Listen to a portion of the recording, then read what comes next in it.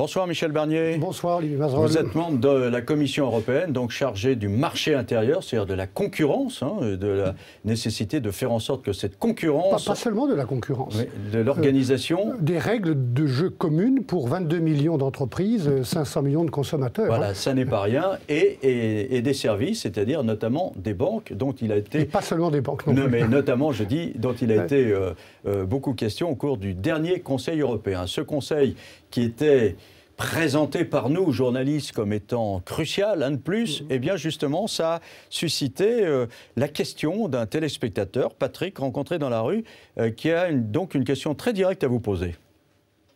Tous ces sommets, les uns après les autres, qui nous apportent rien, où on ne comprend pas à quel moment on va avoir une décision claire et nette. Ça va durer longtemps, dit-il. Mais tous ces sommets, c'est à l'échelle de l'Europe ce qui se passe pour un gouvernement qui se réunit tous les mercredis, pour un conseil municipal ou un conseil général qui se réunit chaque mois. Les chefs d'État se réunissent une fois par trimestre. Et ils ont chaque fois des décisions à prendre, parfois face à des crises qu'ils n'avaient pas prévues. La crise financière il y a 4 ans, qui continue à faire des dégâts chez nous, la crise de la dette souveraine. Là, il y a eu des décisions importantes. Alors si vous aviez à le qualifier en 2-3 mots, celui-ci, vous diriez quoi? C'est un vrai progrès collectif de dirigeants européens qui ont été à la hauteur des enjeux, à la fois pour consolider les finances européennes, chacun chez soi et chacun pour tous au niveau collectif, pour relancer l'agenda de croissance, c'est ce que demandait François Hollande, et je crois qu'il a eu raison, de soutenir les propositions que nous avions faites, mais qu'il fallait soutenir au niveau des chefs d'État, et puis pour prendre des mesures d'urgence dont l'Italie et l'Espagne avaient besoin. Donc c'est un sommet qui a d'ailleurs été salué par les observateurs, par les marchés, comme il le devait, comme un vrai progrès. Alors restons effectivement du côté de ceux qui pensent que ce sommet a été un vrai progrès. Voici comment cela a été parfois interprété. Prenons l'exemple de la une de notre confrère Libération hier matin. Hollande 1, Merkel 0. C'est comme ça qu'il faut l'interpréter? Ce n'est pas juste. Pourquoi? Ce n'est pas juste. Parce que vous disiez tout à l'heure la croissance, parce que François Hollande... Il n'y a pas de pénalty au Conseil européen. C'est pas comme ça que ça se passe. Chacun arrive avec ses problèmes, et Dieu sait si beaucoup de pays en ont, avec ses idées, ses ambitions, ses espoirs, sa vision aussi de l'Europe, et on discute. Ça prend du temps parce qu'il y a 27 chefs d'État, 17 pour la zone euro. Ce n'est pas un coup de baguette magique. Il y a une vraie discussion. Et au bout de la route, tout le monde doit donner son avis et son accord. Donc Mme Merkel n'a pas perdu. Elle a même gagné, comme François Hollande, comme Mario Monti. Qu'est-ce qu'elle a gagné ? Elle a gagné une supervision directe sur les banques. On ne peut pas aider directement et collectivement nos banques sans les superviser, les surveiller ensemble. C'est ça qu'elle a gagné. Et elle ne cherchait pas autre chose, Mme Merkel. Mme Merkel, elle est à la tête d'un pays. Je la connais assez bien. Nous avons été ministre de l'Environnement il y a quelques années, au même moment en France et en Allemagne. C'est quelqu'un de très européen dans la ligne d'Adenauer ou de Helmut Kohl. Mais elle est à la tête d'un pays qui paye beaucoup, qui paye pour nous, pour tout le monde, qui a accepté d'abandonner le Deutschmark, qui est prêt à aller plus loin, mais qui veut avoir confiance. Olivier Mazerolle, elle veut avoir confiance après ce sommet. Vous ne prêtez pas votre carte de crédit, votre code secret personnel, si vous n'avez pas confiance. Alors, bon, tout de même, est-ce qu'il n'y a pas eu quelque chose de nouveau au cours de ce sommet dans la façon de procéder avec Nicolas Sarkozy? On voyait le tandem Angela Merkel, Nicolas Sarkozy. Là, François Hollande, manifestement, il a plutôt appuyé les demandes des Espagnols et de l'Italien Mario Monti. Mais j'ai toujours pensé que le dialogue franco-allemand, et vous m'avez souvent entendu le dire, était de plus en plus nécessaire et de moins en moins suffisant. Nous sommes 27, on n'est plus 6, comme au début du projet européen. Le couple franco-allemand, il faut qu'ils s'entendent. Il faut du temps aussi pour que François Hollande apprenne à connaître Angela Merkel, comme il en a fallu à Chirac pour connaître Schröder, même à De Gaulle pour connaître Konrad Adenauer. Et à Nicolas Sarkozy aussi, d'ailleurs. Et à Nicolas Sarkozy pour comprendre et connaître Angela Merkel. Il faut du temps. Mais ce temps, je suis sûr qu'il sera positivement utilisé par les deux dirigeants. Seulement, ils ne sont plus tous les deux. Seul. Il y a de grands pays, l'Italie, la Pologne, l'Espagne, l'Angleterre, des pays moins grands mais qui comptent. Oui, et je pense que, encore une fois, de plus en plus nécessaire, de moins en moins suffisant. Et là, il y a une tactique quand même, parce que François Hollande, dans le fond, il s'est appuyé sur Mario Monti pour réclamer la croissance, comme vous le disiez tout à l'heure. Et puis, Mario Monti s'est appuyé sur François Hollande pour obtenir ce qu'il voulait, c'est-à-dire la possibilité d'emprunter de façon moins onéreuse. Vous pouvez dire cela comme cela, mais c'est pas vraiment passé comme ça. Madame Merkel est venue à Paris il y a quelques jours à l'invitation de François Hollande. Ils ont discuté et de la stabilité budgétaire et des engagements qu'il faut tenir et que la France doit tenir sur le pacte budgétaire et de la croissance qu'elle avait acceptée. Donc, il n'y a pas eu de marchandage sur cette question. Il y a eu simplement une avancée très importante à la demande de Mario Monti et de M. Rajoy, qui avaient besoin de mesures urgentes pour desserrer les taux des marchés. Car tous les efforts que font les Italiens et les Espagnols, ils allaient être confisqués si on n'agissait pas par les marchés. C'est pas juste. Et ça, c'était Mme Merkel qui était butée, elle a cédé. Elle voulait, pour accepter une intervention directe du nouveau mécanisme de stabilité budgétaire, elle voulait simplement quelque chose qui est juste, elle avait raison, je l'ai dit, il faut la comprendre, elle voulait avoir confiance et qu'on surveille directement les banques. Quand on aide directement des banques, collectivement, il faut les surveiller collectivement et directement. Vu par la Commission européenne que vous représentez ici ce soir, est-ce que le pacte de croissance qui a été décidé cette semaine à Bruxelles a autant de valeur que le pacte budgétaire qui était celui qui avait été signé par 25 pays à l'initiative d'Angela Merkel et Nicolas Sarkozy et qui commence à être ratifié, enfin signé en Allemagne par exemple? La réponse est oui. Il n'y a pas de croissance sans stabilité budgétaire, sans bonne gestion dans chaque pays. Et il n'y a pas de stabilité budgétaire s'il n'y a pas de croissance. Donc si on dit à François Hollande, vous avez obtenu un petit chiffon de papier là, pour vous faire plaisir. Non, ce n'est pas un chiffon de papier. C'est d'autant moins un chiffon de papier pour moi qui suis commissaire que ça fait un an qu'avec José Manuel Barroso, nous avons mis sur la table tous les éléments de ce pacte de croissance. La taxe sur les transactions financières, nous l'avons proposée il y a 6 mois. La réorientation des fonds structurels, nous l'avons proposée l'année dernière au mois d'octobre. Le meilleur usage des fonds structurels, nous l'avons proposé également. Les project bonds, c'est-à-dire des emprunts pour la première fois qu'on va faire ensemble pour investir dans l'avenir, dans les réseaux, dans la transition écologique. Tout ça, la Commission l'a mis sur la table il y a presque un an. Mais seulement, il fallait un soutien politique. Je vous rappelle, et ceux qui nous écoutent... c'est François Hollande qui vous l'a apporté. François Hollande, avec Mario Monti, avec d'autres, et avec l'accord de Mme Merkel, ont poussé ces idées, on les a mis ensemble, avec d'ailleurs d'autres idées dont je suis prêt à parler si j'en ai le temps, parce que ce n'est pas seulement ça, le pacte de croissance. Ce n'est pas ces 4 éléments que je viens de dire, c'est aussi le marché intérieur, le brevet européen, l'aide aux PME. Ça, on va venir aux PME tout à l'heure dans le reste de l'émission et au brevet européen et expliquer de quoi il s'agit. Mais maintenant, François Hollande a annoncé qu'il allait demander au Parlement français, sans doute à l'automne, de signer le pacte de stabilité, enfin le pacte budgétaire, pardon, le pacte de croissance, etc., etc. Mais a-t-il dit, pas avec la règle d'or. On l'écoute. Nous ne mettrons pas dans la Constitution française une règle qui fixerait le rythme de réduction des déficits.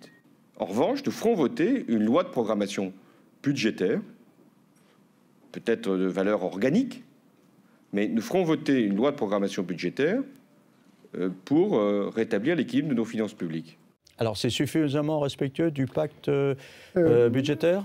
Qu'est-ce que ça veut dire, la règle d'or ou l'équilibre budgétaire? Ça veut dire que l'État, notre État, puisque je suis citoyen français, et les autres, gèrent leur budget en le mettant en équilibre. Et je rappelle que si l'État ne le fait pas depuis longtemps, je crois que c'est Raymond Barre qui a le dernier présenté un budget national en équilibre, les collectivités locales, moi j'ai présidé un conseil général en Savoie pendant 17 ans, chaque année j'étais obligé de présenter mon budget du conseil général en équilibre. L'État n'avait pas cette obligation. C'est ça la règle d'or. Alors, où est-ce qu'on l'inscrit? On l'inscrit dans la Constitution, c'est ce qu'avait proposé Nicolas Sarkozy. Je trouve que c'était une idée forte, c'était une idée solennelle, une idée grave, où on l'inscrit dans une loi, où on l'inscrit, et elle est inscrite dans le traité budgétaire que François Hollande s'est engagé à faire ratifier. Ça suffit tel qu'il le présente, c'est le respect du texte. Il faut qu'elle soit inscrite quelque part. Elle est inscrite dans le traité budgétaire que les parlementaires français vont devoir ratifier. J'espère que cette fois-ci, la droite et la gauche seront ensemble pour ratifier ce pacte budgétaire. Elle est inscrite clairement. Donc ça s'imposera à la France? Donc la France devra le respecter. Parce qu'un traité, on doit le respecter. On doit le respecter. Mais c'est une règle qui est intelligente, qui permet, s'il y a des circonstances exceptionnelles, s'il y a un nouveau choc pétrolier, d'adapter cette règle. Mais elle sera inscrite. Il aurait été plus solennel, plus grave, plus fort de l'inscrire dans la Constitution, comme le voulait, je crois, à juste titre Nicolas Sarkozy. Elle sera inscrite dans un traité européen. Le président de la République vient de dire qu'il l'inscrirait dans une loi organique. Ce qui m'importe, pour tout vous dire, Olivier Mazerolle, au-delà de l'endroit où elle est écrite, c'est qu'elle soit respectée. Et qu'on gère enfin, de manière responsable, nos finances publiques. Quand je dis responsable... Est-ce que vous croyez que ça va se faire vraiment cette fois-ci? Parce qu'il y avait déjà le pacte de stabilité, puis on a vu l'Allemagne, puis la France dire, bon écoutez, mais le pacte de stabilité, on s'en fiche. Vous avez vu où ça nous a conduit? D'accord, mais voilà, on a vu que... Donc cette fois-ci, on n'avait pas respecté. On s'engage à le faire, on va l'inscrire dans la loi, ce qui sera une première, et on a des engagements aussi collectifs. J'ai dit chacun chez soi et chacun pour tous. Nous avons maintenant une gestion collective. On va devoir vous rendre des comptes à vous, Commission européenne. C'est-à-dire on va devoir vous transmettre notre projet de budget. Oui, pour que nous observions là où il y a respect ou pas respect des engagements pris en commun.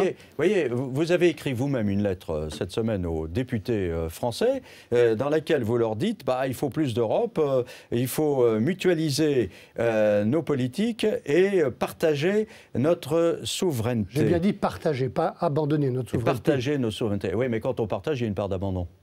Non, il n'y a pas d'abandon. Il y a parfois, même au contraire, Olivier Mazerolle, un gain supplémentaire. Regardez la monnaie que François Mitterrand a proposé de ratifier, la monnaie unique par référendum. J'ai participé, j'ai voté oui, bien qu'à l'époque, dans l'opposition. Nous avions perdu notre souveraineté monétaire, en réalité. Le mark dominait le franc. Sans le dire aux Français. Hein. Dès qu'on dit qu'il y a abandon de souveraineté, on dit non, non, non, non, non, tous les politiques disent jamais on n'abandonnera rien. Il va falloir dire la vérité aux gens. Oui. Les citoyens sont beaucoup plus intelligents, beaucoup plus intelligents que certains hommes politiques et parfois que certaines femmes politiques ne le croient. La vérité, c'est que si on n'est pas ensemble, avec une monnaie commune, un marché unique, une politique étrangère, une défense commune, on est foutu. Si on n'est pas ensemble, on n'est plus à la table de ceux qui vont organiser l'ordre ou le désordre du monde dans 30 ou 40 ans. Vous savez qu'au rythme actuel, en 2050, c'est demain matin, il n'y aura plus un pays européen au G8. Nous devons être ensemble pour compter, pour défendre nos intérêts, nos valeurs, nos entreprises, notre modèle de civilisation. Voilà pourquoi il faut être ensemble, à condition de le faire les yeux ouverts et les portes ouvertes devant les citoyens. Il faut remettre de la démocratie à tous les niveaux. Alors, on va reparler de cet aspect de démocratie. On va parler tout de suite. Tiens, justement, il y a un téléspectateur, également rencontré dans la rue, qui voulait vous parler de ça.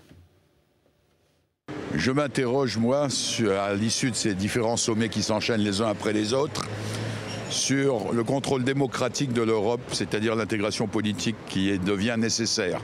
On ne pourra pas donner de plus en plus de pouvoir à l'Europe s'il n'y a pas de contrôle démocratique des décisions qui seront prises. Donc comment voyez-vous les choses en tant que commissaire européen ? D'abord, contrairement à une légende, les commissaires européens ne sont pas des technocrates apatrides bruxellois. Moi, je suis un homme politique, mes collègues sont des hommes et des femmes politiques. Nous avons été désignés, proposés par nos gouvernements, nous avons prêté serment d'être indépendants. Oui, mais ne défendez pas les intérêts français à la Commission. J'ai prêté serment de ne pas défendre l'intérêt national, de défendre l'intérêt général européen. Il faut bien que quelqu'un le fasse. C'est nous, les 27 commissaires, dans une collégialité, dans une sorte d'alchimie permanente. Nous le faisons sous le contrôle de la Cour de justice, naturellement, mais aussi du Parlement européen. Je voudrais que notre auditeur n'oublie pas, en m'interrogeant, qu'il a voté, j'espère, à moins qu'il fasse partie des 60% d'abstentionnistes, en 2009, pour élire des députés européens. C'est même la seule assemblée, la seule institution européenne, directement désignée par les citoyens, que le Parlement européen, qui joue un rôle très important. Savez-vous, Olivier Mazerolle, que sur tous les textes de régulation financière, remettre de l'ordre et de la morale dans les marchés financiers. Tous les textes du marché intérieur, j'en présente quasiment un tous les 15 jours. Je suis obligé d'obtenir l'accord des ministres des Finances et du Parlement européen. D'accord, c'est vrai tout ça, mais c'est tellement compliqué, tellement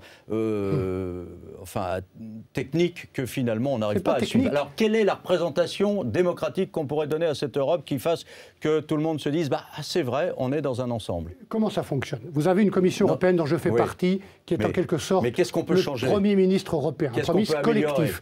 Vous avez deux chambres, la Chambre des États, les ministres, et la Chambre des citoyens, le Parlement européen, qui codécide. Qu'est-ce qu'on pourrait changer? Deux choses.